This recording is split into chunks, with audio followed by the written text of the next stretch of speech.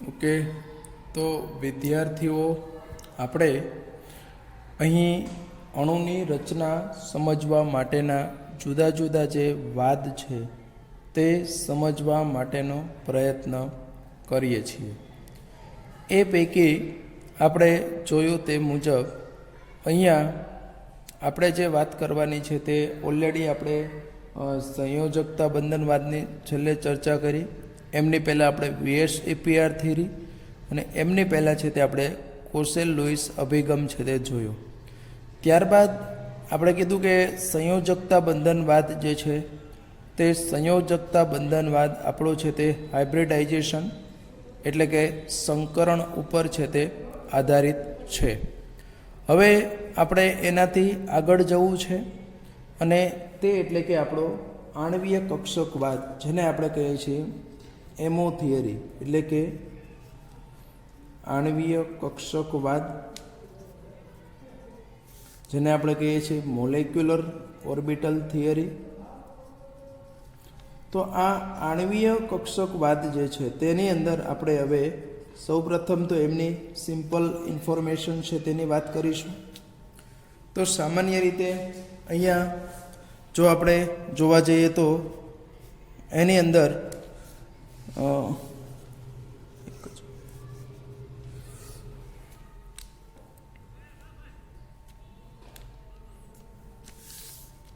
તો અહીંયા આપણે જે ડિસ્કસ કરીએ છીએ એ ડિસ્કશનની અંદર સૌપ્રથમ તો આ આણ્વીય કક્ષકવાદ છે તે વુન્ડ અને મુલિકન નામના વૈજ્ઞાનિકે જે છે તે વિકસાવ્યો છે. વુન્ડ અને મુલિકન નામના જે વૈજ્ઞાનિક છે તે વુન્ડ અને મુલિકન નામના વૈજ્ઞાનિકોએ છે તેમણે આ વાદ વિશેનો છે તે અભ્યાસ છે તે કર્યો છે. બરાબર છે. વુન્ડ અને મુલિકન નામના વૈજ્ઞાનિકોએ એમનો છે તે અભ્યાસ અહીંયા આપણને સમજાવ્યો છે. તો એ મુજબ અહીંયા જો આપણે આગળ જવું હોય તો એમને જે જુદા જુદા વિશિષ્ટ બાબતો જે દર્શાવી છે આ વાતને આધારે તેની અહીંયા આપણે વન બાય વન ચર્ચા કરીએ. તો આપણે જોયું તે રીતનું જેમ પરમાણુની અંદર રહેલા જે ઇલેક્ટ્રોન છે તેને આપણે છે તે પરમાણ્વીય કક્ષકમાં દર્શાવીએ છીએ.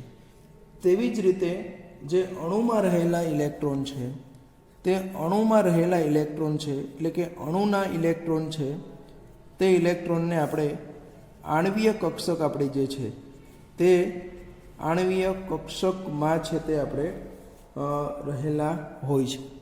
પરમાણુના ઇલેક્ટ્રોન છે તે આપણે પરમાણ્વીય કક્ષકમાં રહેલા હોય છે. એવી જ રીતના અણુની અંદર રહેલા જે ઇલેક્ટ્રોન છે તે આણ્વીય કક્ષકની અંદર રહેલા હોય છે. તેવો એમણે પહેલો મુદ્દો છે તે આપણને સમજાવ્યો. કોણે? તો કે વુન્ડ અને મુલિકન નામના વૈજ્ઞાનિકે. ત્યાર પછી આપણે કીધું કે સામાન્ય રીતે કેવી? તો કે સરખી ઉર્જા એટલે ઓલમોસ્ટ સરખી, એમ લગભગ સરખી ઉર્જા ધરાવતી હોય તેવી અને યોગ્ય સમમિતિ પ્રોપર એમની છે તે શું હોવી જોઈએ? તો કે એની પ્રોપર છે તે સિમેટ્રી હોવી જોઈએ. તો કે યોગ્ય સમમિતિ ધરાવતી પરમાણ્વીય કક્ષકો છે તે પરમાણ્વીય કક્ષકોનું સંગઠન થઈ અને આપણને એમાંથી શું મળે છે? તો કે એમાંથી આપણને છે તે આણ્વીય કક્ષક છે તે મળી આવતી હોય છે. એમણે છે તે આ સેકન્ડ મુદ્દો આપણને કીધો. ફર્સ્ટ પોઈન્ટની અંદર આપણે કીધું કે પરમાણુની અંદર ઇલેક્ટ્રોનને પરમાણ્વીય કક્ષકમાં, અણુમાં આણ્વીય કક્ષકમાં રહેલા હોય છે. સામાન્ય રીતે સરખી લગભગ સરખી ઉર્જા હોય તેવી અને યોગ્ય સમમિતિ હોય તેવી પરમાણ્વીય કક્ષકોમાંથી છે તે આણ્વીય કક્ષકો છે તે રચાતી હોય છે. ત્રીજા મુદ્દાની અંદર આપણે કીધું કે પરમાણુ જે છે તે પરમાણુ કોઈ એકલ હોય છે એટલે એની અંદર એક પરમાણુ કેન્દ્ર હોય અને એ એમનું જે પરમાણુ કેન્દ્ર છે તે પરમાણુ કેન્દ્રની અંદર શું થશે? તો કે એમનું જે એ પરમાણુ કેન્દ્ર છે તે બાકીની જે છે એટલે કે એના પરમાણુ કેન્દ્રની આજુબાજુ રહેલો ઇલેક્ટ્રોન છે તે જે તે પરમાણુના કેન્દ્ર પ્રત્યે જ આકર્ષિત હોય છે. જ્યારે અણુની અંદર છે તે શું હશે? તો કે એક કરતાં વધારે કેન્દ્ર હોય છે.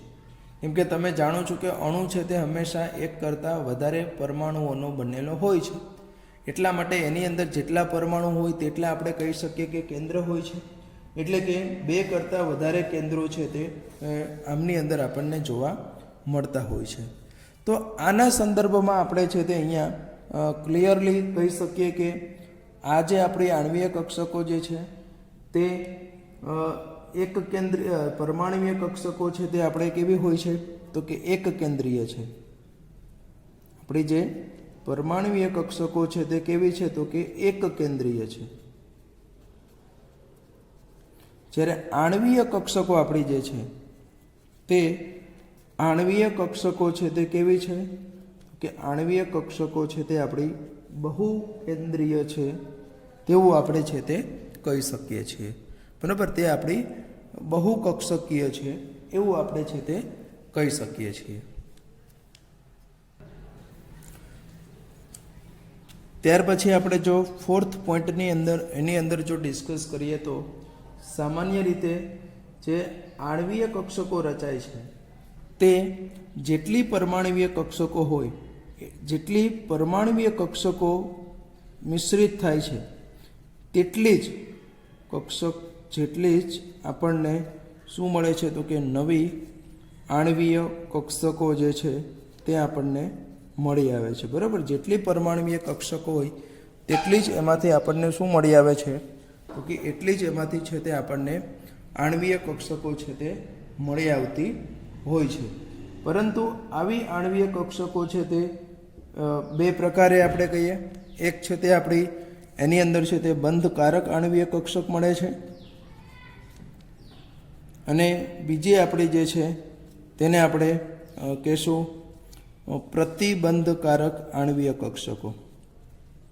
બરાબર, બીજી જે મળે છે તેને આપણે કહેશું પ્રતિબંધકારક આણ્વીય કક્ષકો. એટલે આમ જોવા જઈએ તો પહેલાં જેવું જ થયું, સંકરણમાં પણ આપણે ભણી ગયા કે જેટલી પરમાણ્વીય કક્ષકોનું સંમિશ્રણ થાય એટલી જ આપણને નવી સંકૃત કક્ષકો મળે તેવું ત્યાં કહેતા હતા. અહીંયા આપણે એવું કહી શકીએ કે જેટલી પરમાણ્વીય કક્ષકો છે તેટલી જ આપણને સંયોજાય છે, તેટલી જ આપણને એટલે કે સરખી સંખ્યામાં છે તે આણ્વીય કક્ષકો રચાય છે.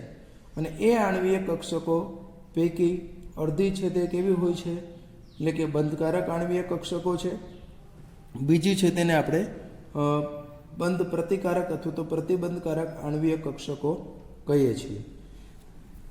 ત્યાર પછી આપણે કીધું કે હંમેશા જે બંધ પ્રતિકારક આપણી આણ્વીય કક્ષક છે, બંધ પ્રતિકારક આણ્વીય કક્ષક છે, તેમની ઉર્જા હંમેશા જે આપણી બંધકારક આણ્વીય કક્ષક જે છે તે બંધકારક આણ્વીય કક્ષક છે તેના કરતાં કેવી હશે તો કે વધારે હોય છે. બરાબર, આ આપણે ઉર્જાના સંદર્ભમાં આપણે વાત કરી કે હંમેશા જે આપણી બંધ પ્રતિકારક આણ્વીય કક્ષક હોય એમની ઉર્જા છે તે બંધકારક આણ્વીય કક્ષક કરતાં કેવી હોય છે તો કે વધારે હોય છે અને એની છે તે સ્થાયીતા પણ કેવી હોય છે તો કે વધારે હોય છે. આની ઉર્જા વધુ હોય, આની છે તે સ્થિરતા છે એટલે કે સ્ટેબિલિટી છે તે કેવી હશે તો કે વધારે હોય છે. બરાબર છે. ત્યાર પછી આપણે એમની અંદર છે તે 6th પોઈન્ટની જો વાત કરીએ તો એ 6th પોઈન્ટની અંદર આપણે જઈએ તો કે અહીંયા જે રીતનું આપણે કીધું કે જેમ પરમાણુના કેન્દ્રની આજુબાજુ ઇલેક્ટ્રોનની ગોઠવણી છે, તેની વહેંચણી છે તે આપણે પરમાણ્વીય કક્ષક વડે કરીએ છીએ, તેમ અહીંયા પણ ઇલેક્ટ્રોનની ગોઠવણી જે છે તે ઇલેક્ટ્રોનની ગોઠવણી જે છે તે આપણે કેમાં કરીએ છીએ તો કે એ છે તે આપણે આણ્વીય કક્ષક આપણી જે છે તેની અંદર છે તે આપણે દર્શાવીએ છીએ. અને લાસ્ટ પોઈન્ટની અંદર આપણે કહેશું કે જેમ પરમાણ્વીય કક્ષકોમાં ઇલેક્ટ્રોન ભરાવવા માટેના જે નિયમો છે તેવા જ નિયમો એટલે કે આઉફ-બાઉનો નિયમ, પૌલીનો નિયમ અને હુન્ડનો નિયમ, બરાબર છે, આ નિયમો જે છે તે આણ્વીય કક્ષકોમાં ઇલેક્ટ્રોનની ગોઠવણી. તમને ખબર છે કે આઉફ-બાઉફના નિયમ મુજબ આપણે જે છે તેની અંદર જે ઓછી ઉર્જા ધરાવતી જે પરમાણુય કક્ષક હોય તેમાં ઇલેક્ટ્રોન પ્રથમ જાય છે. એ ભરાઈ જાય પછીની આપણી નેક્સ્ટ જે આપણી પરમાણુય કક્ષક જે છે એની અંદર છે તે ઇલેક્ટ્રોન જાય છે. સેમ આણ્વીય કક્ષકમાં પણ એવું જ થશે કે જેની ઉર્જા ઓછી છે તેવી આણ્વીય કક્ષકની અંદર ઇલેક્ટ્રોન પ્રથમ દાખલ થશે, તે ભરાઈ જાય પછી નેક્સ્ટમાં દાખલ થાય છે. આ રીતની કન્ટિન્યુ ઉર્જાના ક્રમ અનુસાર જે તે કક્ષકો છે તે ભરાતી હોય છે. પૌલીનો નિયમ આપણને ખબર છે કે કોઈ એક કક્ષકની અંદર વધારેમાં વધારે 2 ઇલેક્ટ્રોન છે તે સમાઈ શકે, તો એ મુજબ અહીંયા પણ લાગુ પડે છે. અને હુન્ડ સ્પિન મલ્ટિપ્લિસિટીના નિયમ મુજબ જે કક્ષકની અંદર જે સમશક્તિક કક્ષકો છે તે સમશક્તિક કક્ષકો છે તેમાં સૌપ્રથમ એક ઇલેક્ટ્રોન ગોઠવાય છે, ત્યારબાદ ઇલેક્ટ્રોનનું યુગ્મીકરણ થાય છે. તો આ જે રીતના પરમાણુય કક્ષકના સંદર્ભમાં જે આપણા છે તે જ રીતે તે આણ્વીય કક્ષકને પણ લાગુ પડે છે.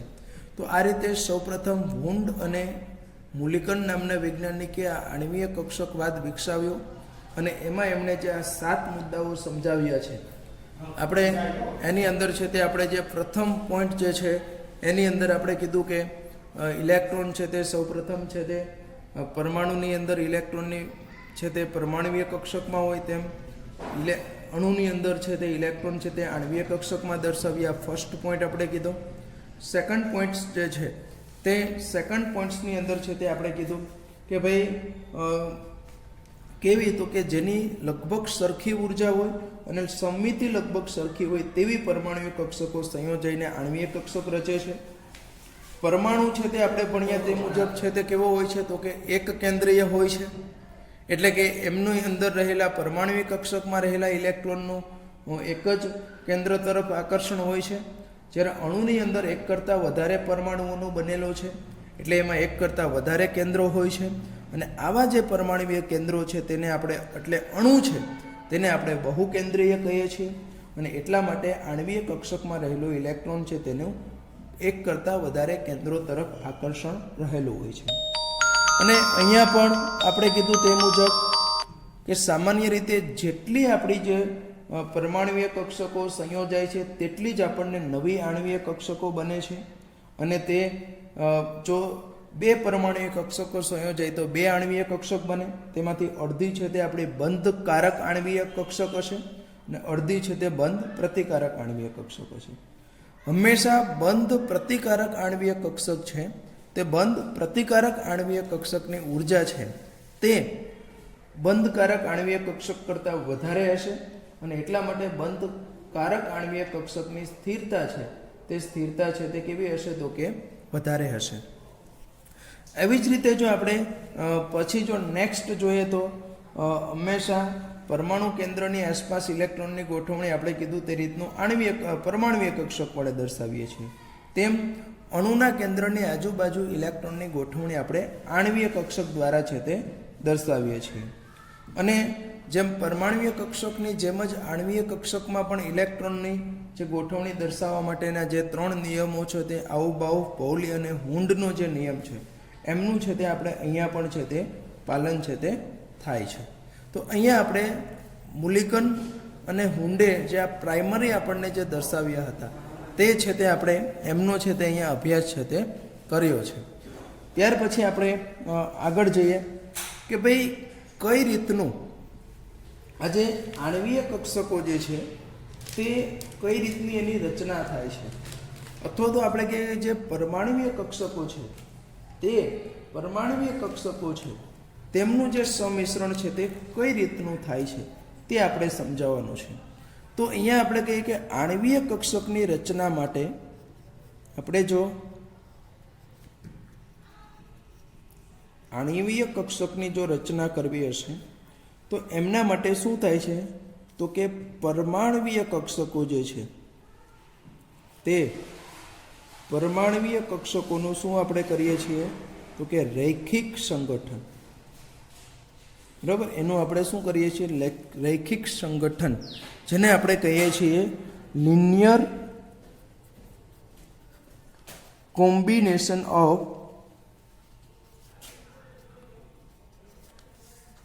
Of atomic orbital.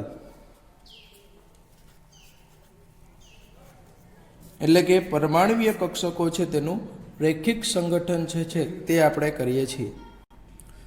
તો અહીંયા જેને આપણે ટૂંકમાં છે તે LCAO linear combination of atomic orbital એનો જે કન્સેપ્ટ જે છે તે કન્સેપ્ટ અહીંયા હવે આપણે છે તે સમજવા માટેનો છે તે પ્રયત્ન કરવાનો છે.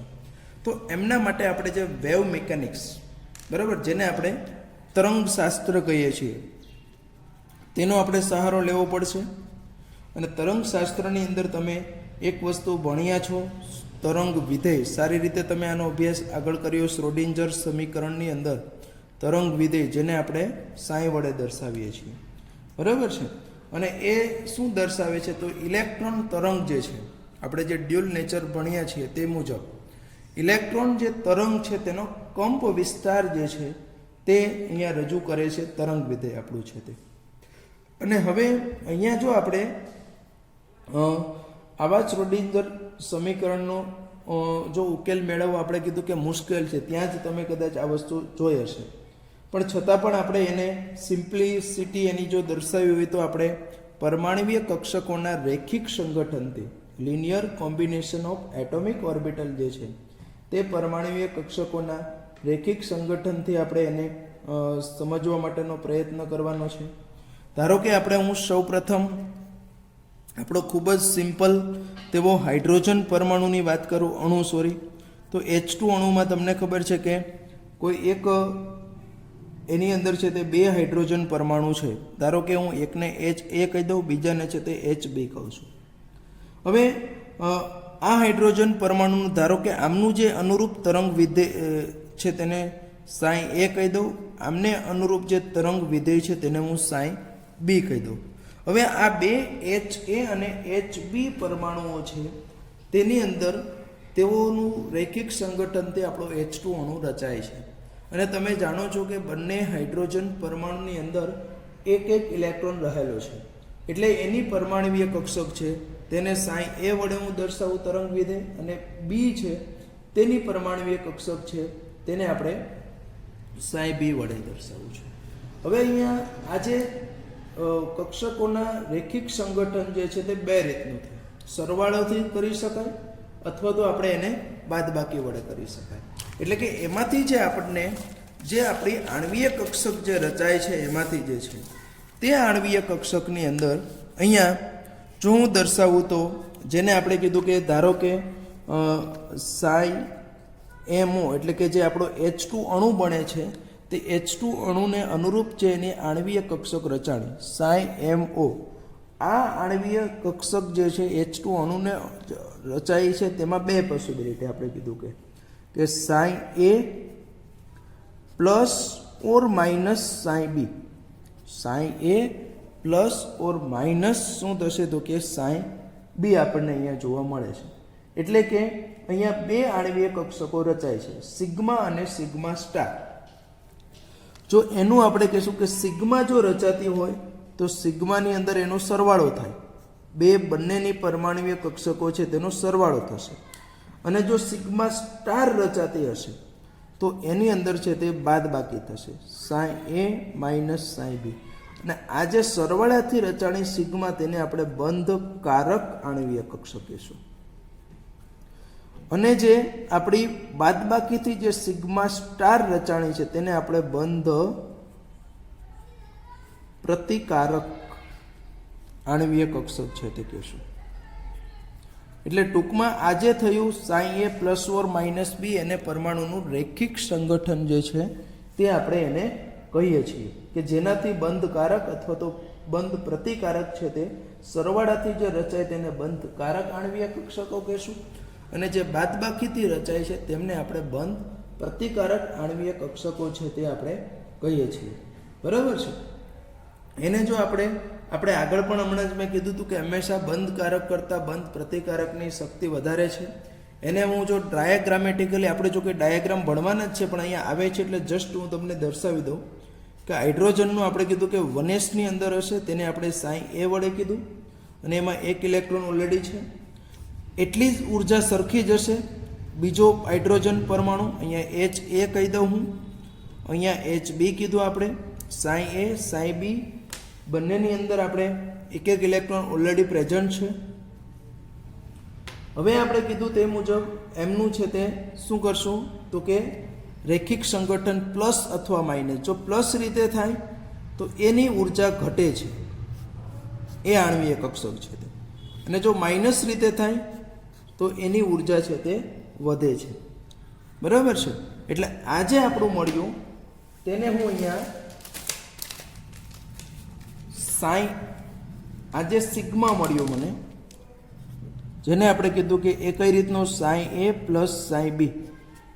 આ સિગ્મા સ્ટાર જે મળ્યું તેને સાઈ એ માઇનસ સાઈ બી.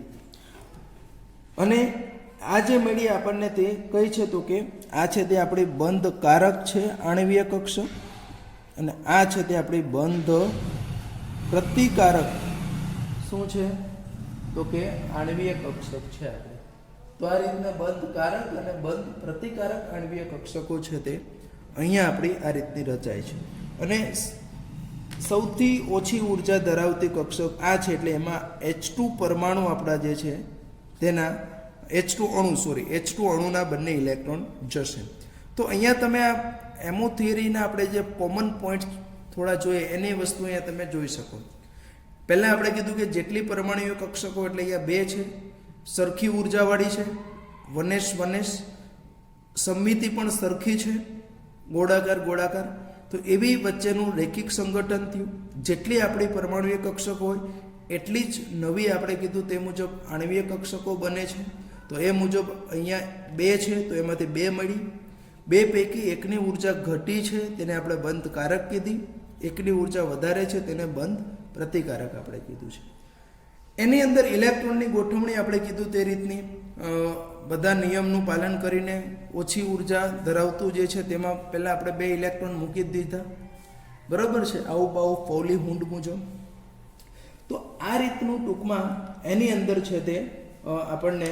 હવે આ વસ્તુને થોડી મારે વેવ મિકેનિક્સ તરંગ યંત્રશાસ્ત્રની ભાષામાં જો હું વાત કરું તો તમે એક વસ્તુ આગળ ભણી ગયા છો, વ્યતિકરણ. બરાબર છે, ડિફ્રેક્શન.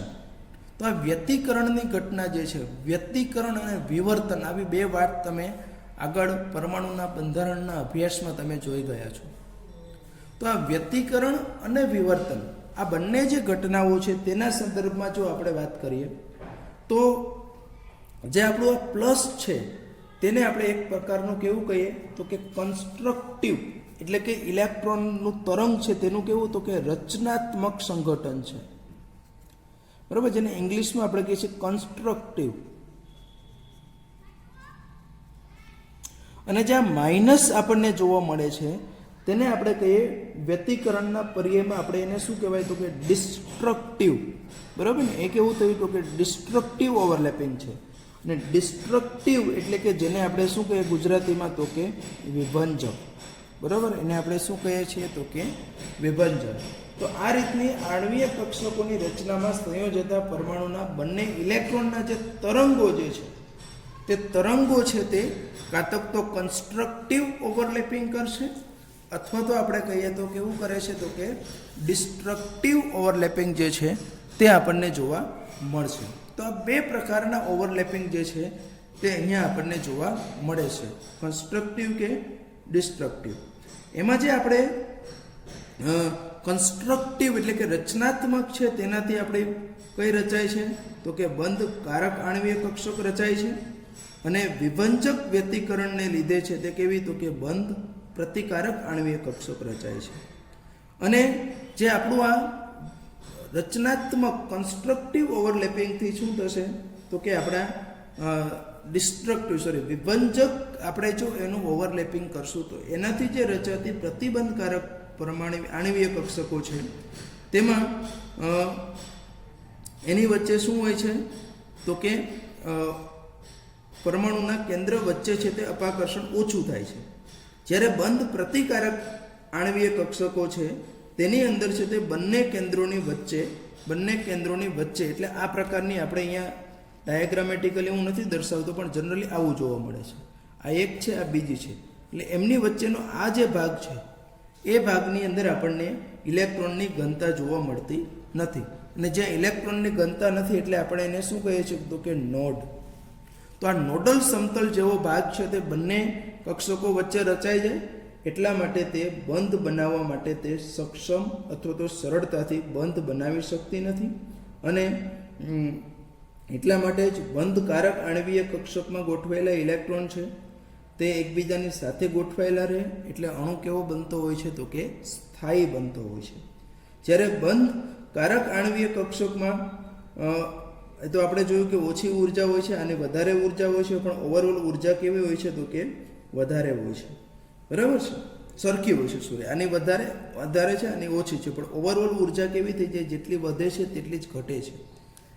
એટલે આપણે કહી શકીએ કે એની ઓવરઓલ ઉર્જા જે છે તે કેવી હોય તો કે સરખી જ હોય છે. હવે સામાન્ય રીતે જેમ આપણે સંકરણમાં જોયું હતું કે ભાઈ કેવા પ્રકારની પરમાણુય કક્ષકો સંકરણમાં ભાગ લઈ શકે છે, એની શરતો હતી અમુક. એવી જ રીતે અહીંયા પણ આપણે એ જ જોવાનું છે કે કેવા પ્રકારની જે કક્ષકો છે, પરમાણુય કક્ષકો છે કે જેનું રૈખિક સંગઠન થઈ શકે તેને માટેની અમુક શરતો જોવાની છે.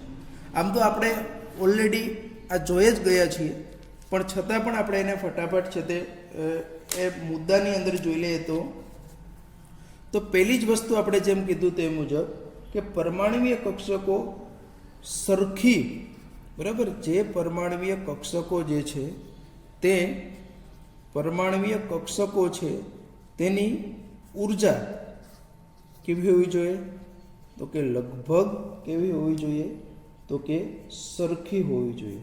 બરાબર ને, લગભગ સરખી હોય તેવી છે. દાખલા તરીકે તમે 1s નું થશે, 2s નું રૈખિક સંગઠન થાય, કેમ કે 1s ની ઉર્જા સરખી છે, 2s ની સરખી છે. પણ આ જ વસ્તુ હું 1s અને 2s નું જો કરવા જઈશ તો આ સંગઠન શક્ય નથી. આ પ્રકારનું રૈખિક સંગઠન છે તે શક્ય નથી, કેમ કે બંનેની જે ઉર્જા છે તે કેવી છે તો કે બંનેની જે ઉર્જા છે તે જુદા જુદી છે. એટલા માટે એમની અંદર છે તે આ વસ્તુની શક્યતા રહેતી નથી. સેકન્ડ પોઈન્ટની અંદર છે તે સંયોજાતી પરમાણુય કક્ષકો છે તેની આણ્વીય અક્ષ ઉપર સરખી રીતે કેવી હોવી જોઈએ તો કે સમમિતિ ધરાવતી હોવી જોઈએ. બરાબર ને, સરખી રીતે તે સમમિતિ છે તે ધરાવતી હોવી જોઈએ. એટલે ધારો કે હું કીધું કે મારી પાસે 2pz કક્ષક છે, તો આ 2pz z અક્ષ ઉપર આવેલી છે, બીજી 2pz હું લઉં તો તે પણ z અક્ષ ઉપર આવેલી છે, એટલે એની સમમિતિ સરખી હોય એટલે તે સંયોજાઈ શકે છે. પણ હું જો 2px છે તેની સાથે જો હું 2pz લઉં અથવા તો 2py લઈશ તો હવે આ શક્ય નથી, કેમ કે બંનેની સમમિતિ બદલાઈ જશે. એક x અક્ષ ઉપર છે, બીજી છે તે y અક્ષ ઉપર છે.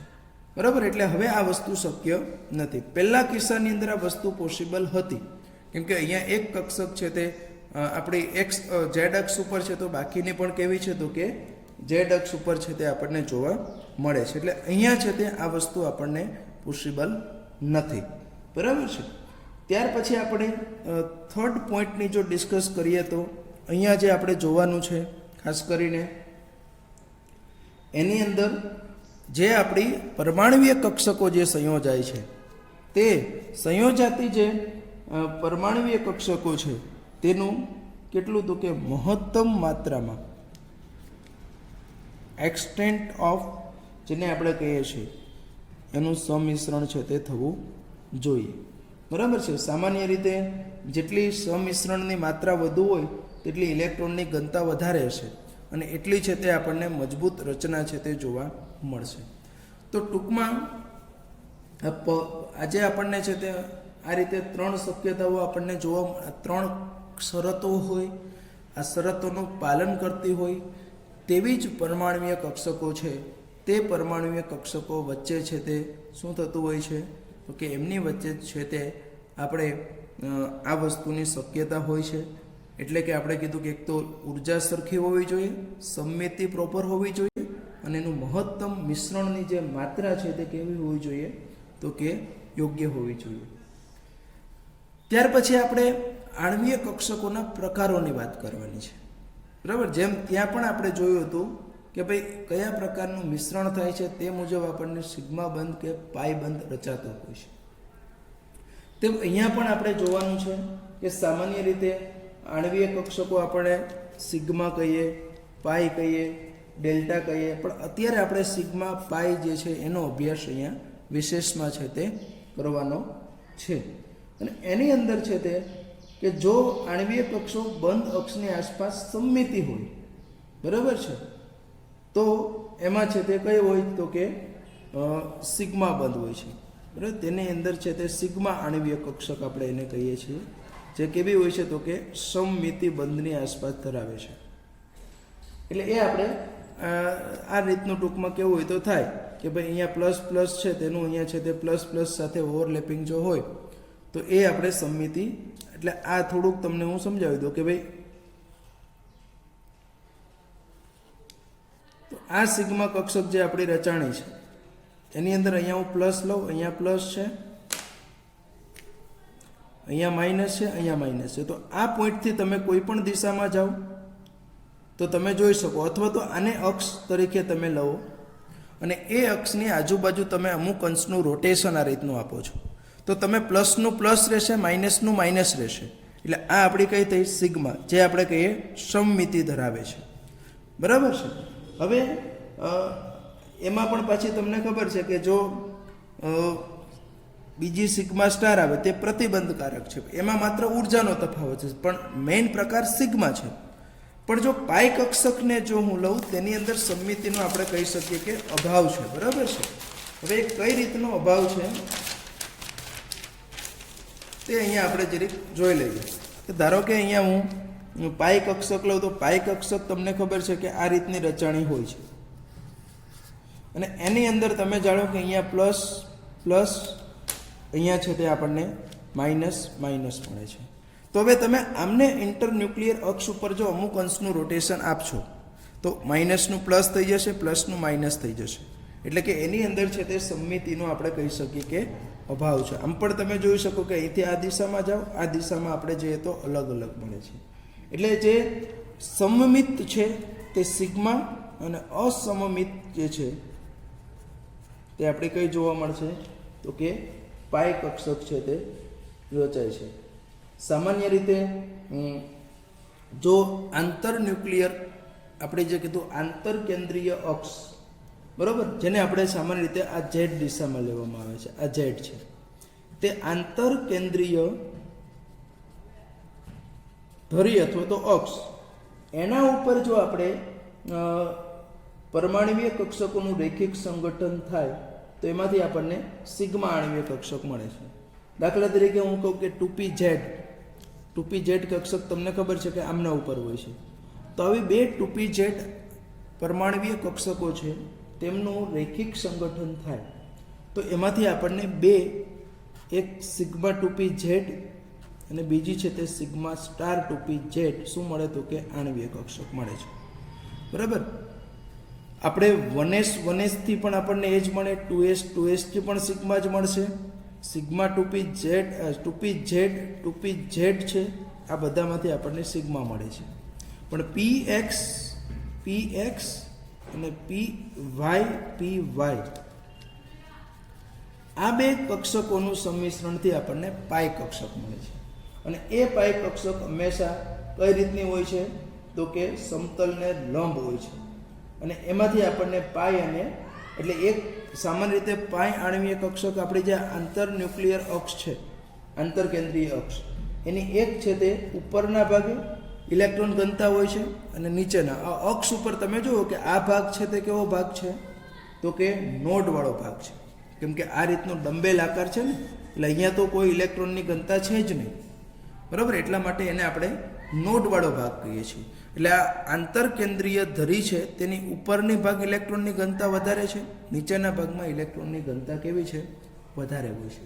તો આ રીતની આપણને સિગ્મા, સિગ્મા સ્ટાર, પાઈ અને પાઈ સ્ટાર આણ્વીય કક્ષકો જે છે તે પરમાણ્વીય કક્ષકોના રેખિક સંગઠનથી છે તે મળી આવે છે.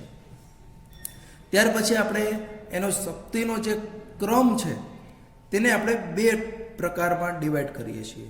અહીંયા આપણે ચાલુ કરીએ તો હાઇડ્રોજનથી ચાલુ કરીએ તો આપણા પરમાણુ H2, He2, Li2, B2, C2, N2 આટલા માટે એક સરખો ક્રમ છે, બરાબર. તે આપણે ડાયાગ્રામ ભણશું ત્યારે વધારે ક્લિયરલી સમજશું એનો જે શક્તિનો ક્રમ છે તે. એટલે અત્યારે હું એમાં ડિસ્કસ નથી કરતો. અને બીજું છે તે O2, F2 અને Ne2. આને માટેનો જે છે તે ક્રમમાં થોડું ઘણું બંનેમાં ફેરફાર છે. એટલે બે પ્રકારના ક્રમ છે, પણ એમાં હું અત્યારે નથી જતો. આપણે જ્યારે ઇન્ડિવિજ્યુઅલ દરેકના ડાયાગ્રામ ઓલરેડી ભણવાના છીએ, તો એ જ્યારે આપણે ભણશું ત્યારે આપણે એની અંદર શક્તિનો ક્રમ કઈ રીતનો છે તે આપણે જોવાનો છે, બરાબર ને. એટલે અત્યારે આપણે એની અંદર જતા નથી. ત્યારબાદ આપણે જો વાત કરીએ તો એની ઇલેક્ટ્રોન રચના, તો એ પણ ઇલેક્ટ્રોન રચના છે તેની પણ આપણે વાત છે તે ડાયાગ્રામ વખતે જ કરીશું. એનો જ્યારે એમો ડાયાગ્રામ ડ્રો કરવાના છે એની અંદર પણ એમાં ખાસ આપણે અણુની સ્થિરતાની વાત આવે ત્યારે એમાં આપણી પાસે બે હશે, જે એન એ જેને આપણે કહેશું તે એને બરાબર આપણું છે તે બંધકારક આણ્વીય કક્ષક એટલે મોલિક્યુલર ઓર્બિટલમાં રહેલા ઇલેક્ટ્રોનની સંખ્યા,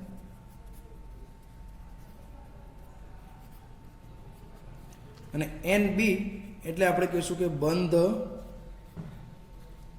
પ્રતિકારક આણ્વીય કક્ષકમાં રહેલા ઇલેક્ટ્રોનની સંખ્યા છે, બરાબર છે. Na અને NB. તો આ રીતનું આપણને જોવા મળે છે સામાન્ય રીતે. તો સામાન્ય રીતે જો Na માં છે તે ઇલેક્ટ્રોનની સંખ્યા NB કરતાં વધારે હોય તો સ્થિરતા વધારે હોય છે, અને NB કરતાં જો Na માં એટલે કે બંધ પ્રતિકારકમાં ઇલેક્ટ્રોનની સંખ્યા છે તે બંધકારક કરતાં વધારે હોય તો એની સ્થિરતા કેવી હોય છે તો કે ઓછી હોય છે, બરાબર છે. અને એના આધારે જ આપણે એનો બંધ ક્રમાંક પણ એ પણ આપણે જે તે ડાયાગ્રામ વખતે નક્કી કરશું. બંધ ક્રમાંક સામાન્ય રીતે એમાં રહેલા બંધકારક આણ્વીય કક્ષક અને બંધ પ્રતિકારક આણ્વીય કક્ષકમાં રહેલા ઇલેક્ટ્રોનના તફાવતને જો આપણે બે વડે ડિવાઈડ કરીએ તો એમાંથી આપણને શું મળે તો કે એનો બંધ ક્રમાંક મળે છે. અને આ બંધ ક્રમાંક એની સ્થિરતા સાથે ખૂબ જ સંકળાયેલો છે. જો NBનું મૂલ્ય એને કરતાં વધારે હોય તો બંધ ક્રમાંક આપણને ધન મળે છે, બરાબર છે. ક્યારે મળે તો કે Na is less than NB, greater than NB, then positive, અને આ પોઝિટિવ મળે એટલે બંધ ક્રમાંક હોય એટલે સ્થાયી છે. જો એના કરતાં ઉલટું Na is less than NB હોય તો બંધ ક્રમાંક આપણને ઋણ મળે છે, અને ઋણ મળે તો તે અસ્થાયી સંયોજન છે. અને જો ત્રીજી પોસિબિલિટી NB બરાબર Na હોય તો આપણો બંધ ક્રમાંક શૂન્ય હોય એટલે તે કેવો બને છે તો કે અસ્થાયી હોય છે, બરાબર. શૂન્ય છે એટલા માટે તે કેવો હોય છે તો કે અસ્થાયી છે, તે આપણને જોવા મળે છે. આવી જ રીતનો આપણે બંધ ક્રમાંક આપણને ખબર પડી જાય તો આપણને ઓબ્વિયસલી એનો છે તે બંધનો સ્વભાવ એટલે કે એકલ બંધ છે, દ્વિબંધ છે, ટ્રિપલ બોન્ડ છે, આની પણ આપણને ખ્યાલ આવી જશે. સાથે સાથે બંધ ક્રમાંકને આધારે આપણે એની બંધ લંબાઈ છે તેની પણ સરખામણી કરીએ. તમે જાણો છો કે જે બંધ લંબાઈ છે તે બંધ ક્રમાંકને ઇન્વર્સલી પ્રોપોર્શનલ છે. બંધ ક્રમાંક જો વધારે હશે તો એની બંધ લંબાઈ છે તે કેવી હશે તો કે ઓછી હશે. તો આ રીતનું આમની પણ આપણને પ્રોપર માહિતી મળશે. અને સાથે સાથે એક મહત્ત્વની વસ્તુ મળે તે એટલે એનો જે તે અણુ છે તેમનો ચુંબકીય સ્વભાવ. એટલે કે સામાન્ય રીતે જો બધી જ આણ્વીય કક્ષકો જો ભરાયેલી હોય એટલે કે જેની અંદર બધા જ ઇલેક્ટ્રોન છે તે યુગ્મિત જ હોય, એક પણ ઇલેક્ટ્રોન અયુગ્મિત ના હોય, તો એ અણુ છે તેને આપણે કહીશું પ્રતિચુંબકીય એટલે કે ડાયામેગ્નેટિક.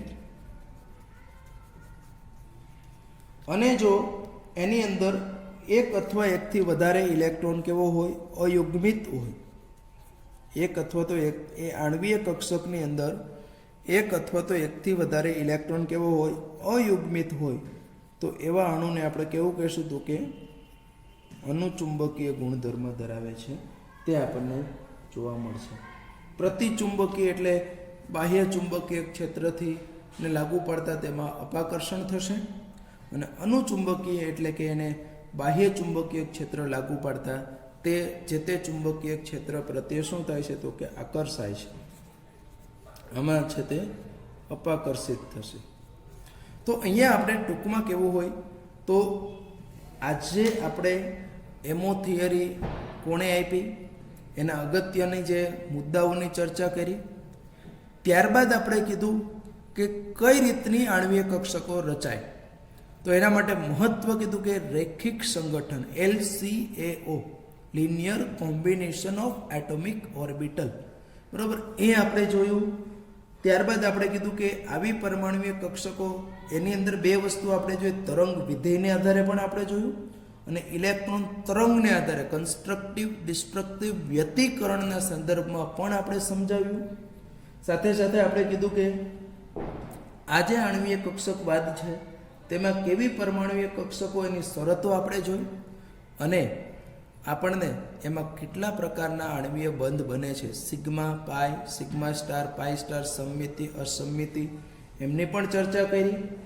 ત્યારબાદ આપણે એના ઉપરથી ઇલેક્ટ્રોન રચના, એની ઉર્જાનો ક્રમ, એનો બંધ ક્રમાંક, બંધ લંબાઈ, બંધનો સ્વભાવ, અણુની સ્થિરતા, ચુંબકીય ગુણધર્મ, આ દરેક વસ્તુનો આપણે અહીંયા અભ્યાસ કર્યો. ત્યારબાદ હવે આપણે આજે મેં 10 લખ્યા હતા તે 10 અણુના H2 થી ચાલુ કરીને નિયોન સુધીના આ 10 અણુના જે ડાયાગ્રામ જે છે તે ડાયાગ્રામનો આપણે અહીંયા અભ્યાસ કરવાનો છે. અને એ અભ્યાસ સાથે સાથે આ બધા જ જે એમો થિયરી સાથે સંલગ્ન એના જે ગુણધર્મો છે તે દરેક ગુણધર્મો છે તેને પણ આપણે જોતા જશું. તો હવે પછી આપણે છે તે જે સમકેન્દ્રીય દ્વિપરમાણુય અણુ છે એવા અણુઓ છે તેની આપણે આ એમો ડાયાગ્રામ છે તે ડ્રો કરીશું અને સમજીશું.